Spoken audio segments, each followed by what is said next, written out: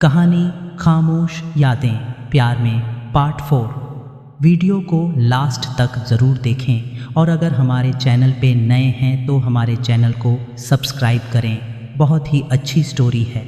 Rhythm के साथ आज के पहले कभी भी ऐसा नहीं हुआ था। क्लासरूम के बाहर खड़े होना उसके लिए बहुत बड़ी बात थी। रिदम ने जैसे ही कपड़े के फटने की आवाज़ सुनी, उसका हाथ सीधे कुर्ती के फटे हिस्से पर चला गया। वो तुरंत रैक के पीछे छिप गई और लाइब्रेरी में आने वाले शख्स को पहचानने की कोशिश करने लगी, लेकिन जल्द ही उसे पता चल गया कि अंदर आने वाला इंसान कोई और नहीं बल्कि इवान है, जो इस वक्त इंस्टाग्राम पर लाइव था। इवान एक सोशल मीडिया इन्फ्लुएंसर था।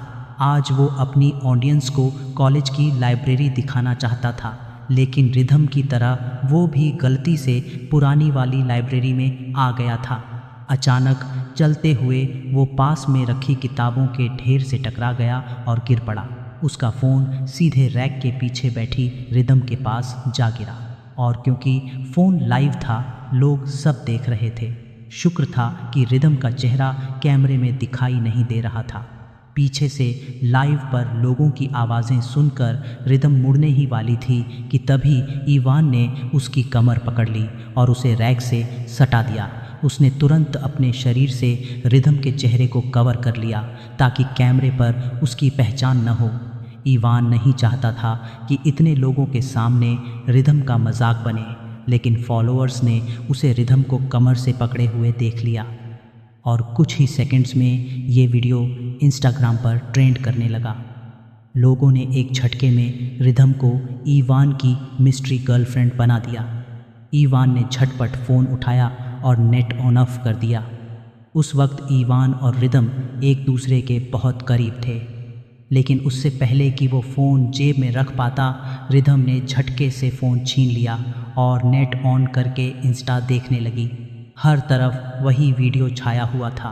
रिदम का गुस्सा अब फूटने ही वाला था। उसे लगा कि इवान ने कुछ देर पहले जो धमकी दी थी, उसी को सच करने के लिए ये सब किया है।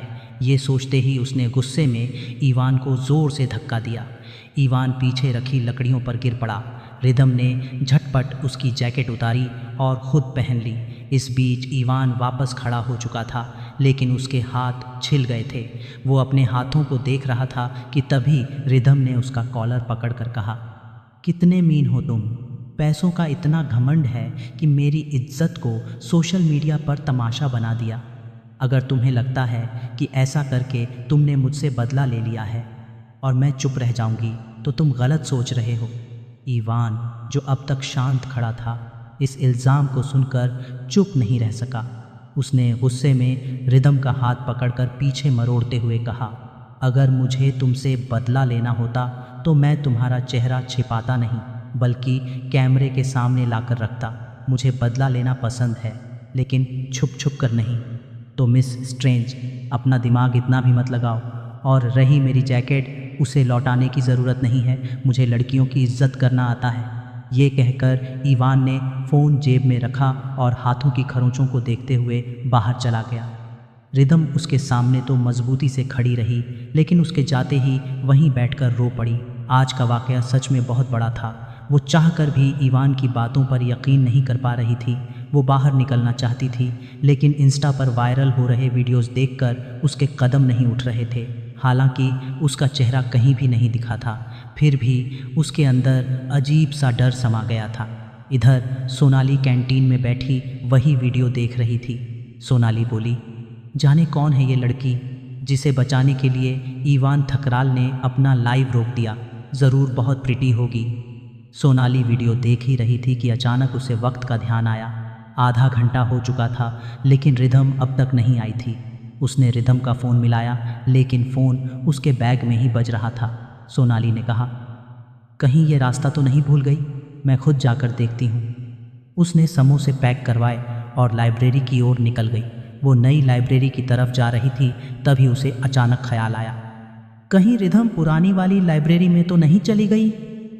ये सोचकर वो तुरंत पुरानी लाइब्रेरी में दाखिल हुई।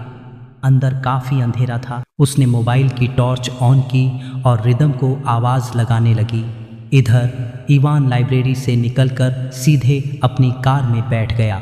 अब तक इंस्टा के क्लिप्स सिद्धार्थ तक भी पहुंच चुके थे। उसने इवान को कार की तरफ जाते देखा और वो भी उसके पीछे आ गया। रिदम की बातें इवान के दिल में किसी सुई की तरह चुभ रही थीं। सिद्धार्थ कार में बैठा ही था कि उसकी नज़र इवान के घायल हाथों पर पड़ी। उसने उसके कंधे पर हाथ रखकर पूछा, कौन थी वो लड़की और तेरे हाथ को क्या हुआ? वो कि